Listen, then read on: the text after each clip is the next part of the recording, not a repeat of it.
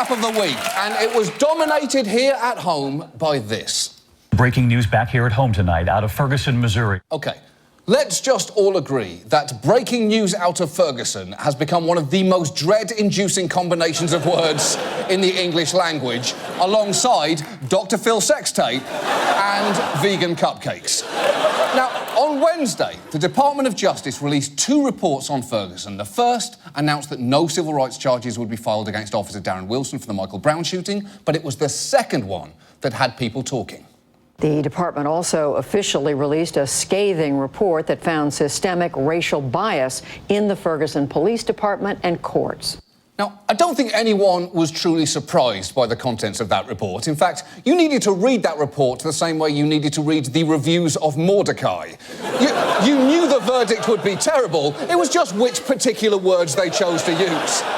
Now, the report didn't just show evidence of disproportionate targeting and violence against African Americans. It also showed this. Investigators say that they found emails from court officials and police department police officers that were racial jokes that referenced President Obama. Another message in June 2011 compared dogs to African Americans, suggesting the animals needed welfare because they were mixed in color, unemployed, lazy, can't speak English, and have no freaking clue who their daddies are. It is moments like this that make me glad I'm on HBO, where you can hear me say this. Fuck those fucking arseholes. This is what swearing is for. The mayor of Ferguson then immediately went into damage control mode, inexplicably arguing that we should not blow this all out of proportion. These actions taken by these individuals are in no way representative of the employees of the city of Ferguson. In no way representative. Did you read the report? They were entirely representative. That's the problem. These emails were apparently sent from official City of Ferguson email addresses to supervisors in both the Ferguson Police Department and the court system during work hours. So they couldn't be more representative of Ferguson City employees if their signature said, sent from the very core of who I am as a person.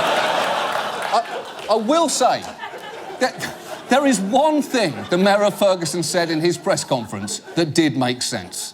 Today's report allows the city of Ferguson to identify the problems not only in our police department, but in the entire St. Louis region.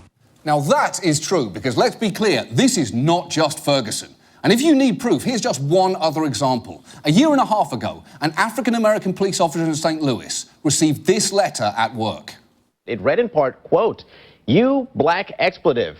We want you out of our station. We want your black expletive dead. Expletive your medals. If an aid call comes out for you, we won't respond. Kill yourself, expletive, or we will. Respectfully, South Patrol." I'll tell you what gets me about that. Ending a racist, threatening letter with respectfully. It just goes to show, whatever systemic problems that area may have, Midwestern politeness is unshakable. I can only assume that officer responded, "Dear arseholes, why don't you racist fuck shove a burning cross up your white arses? Love and smooches, your friend and colleague." So let's move on.